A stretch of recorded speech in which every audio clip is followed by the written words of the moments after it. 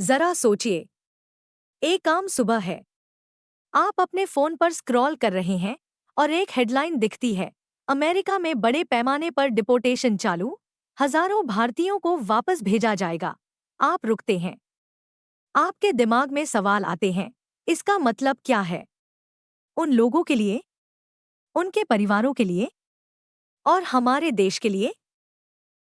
नमस्कार, गिस्टफाई में आपका स्वागत है।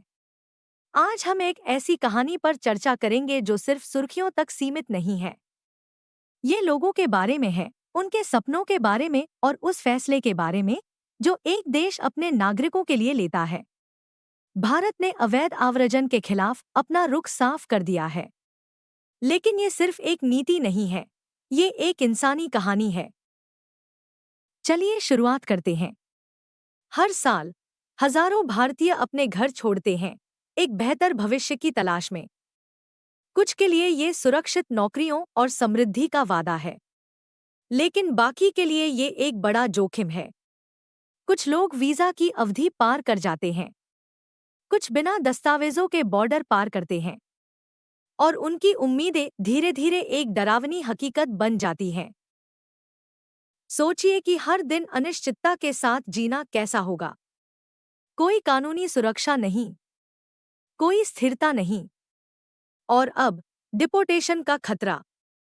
डिपोर्टेशन सिर्फ एक कानूनी प्रक्रिया नहीं है, ये एक पूरी जिंदगी को बदलने वाला अनुभव है। इसका आर्थिक और भावनात्मक प्रभाव कई परिवारों को प्रभावित करता है। लेकिन कहानी यहीं नहीं रुकती। भारत ने साफ कर दिया है, अगर आप एक भारतीय नागरिक हैं और विदेशों में अवैध तरीके से रह रहे हैं, तो सरकार आपको वापस लाने के लिए तैयार है। मियां प्रवक्ता रणधीर जायसवाल ने साफ शब्दों में कहा, हम अवैध आव्रजन के खिलाफ हैं, खासकर क्योंकि ये संगठित अपराधों से जुड़ा हुआ है। लेकिन अगर ये लोग वास्तव में भारतीय हैं, तो हम उन्हें वापस लाने में मदद करेंगे। ये सिर्फ एक बयान नहीं है, ये एक वादा है। भारत अमेरिका और दूसरे देशों के साथ मिलकर इन मामलों की जांच कर रहा है। लेकिन इसका भावनात्मक पहलू भी है। ये उन भारतीयों के लिए एक संदेश है जो विदेशों में संघर्ष कर रहे हैं। आपका देश आपके साथ है। जरा सोचिए उन परिवारों के बारे में जो अपने बच्चों की विदेश से कॉल का इंतजार करते हैं। वो साथी जो अपने घर को संभालते हैं जबकि उनके पार्टनर विदेशों से पैसे भेजते हैं। अब सोचिए, अगर उन्हें वापस भेज दिया जाए तो क्या होगा? ये सिर्फ एक आव्रजन की बात नहीं है, ये उनके पूरे अस्तित्व की बात है। लेकिन फिर दूसरी तरफ गौर कीजिए, भारतीय प्रतिभा को पूरी दुनिया में सराहा जाता है। आईटी प्रोफेशनल्स से लेकर स्टूडेंट्स तक भारतीय अपनी छाप छोड़ रहे हैं। अवैध आव्रजन हमारे देश की इस छवि को धूमिल करता है, और एक ऐसे देश के लिए जो वैश्विक मंच पर खुद को साबित करना चाहता है, ये एक बड़ा मुद्दा है। अब बड़ी तस्वीर की बात करते हैं। भारत और अमेरिका का रिश्ता सिर्फ राजनीति नहीं है, ये साझा अवसरों के बारे में है।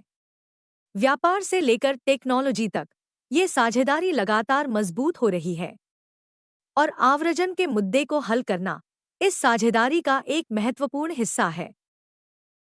जैसा कि जयशंकर ने कहा, हम एक वैश्विक कार्यस्थल में विश्वास करते हैं, और यही सपना है।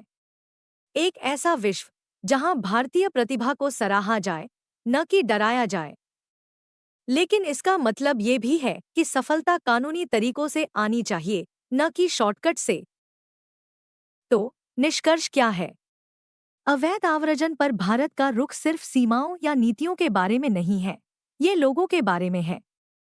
ये इस बात का आश्वासन है कि हर भारतीय, चाहे वो देश में हो या विदेश में, उनकी गरिमा और अवसर सुरक्षित हैं। देखने के लिए धन्यवाद।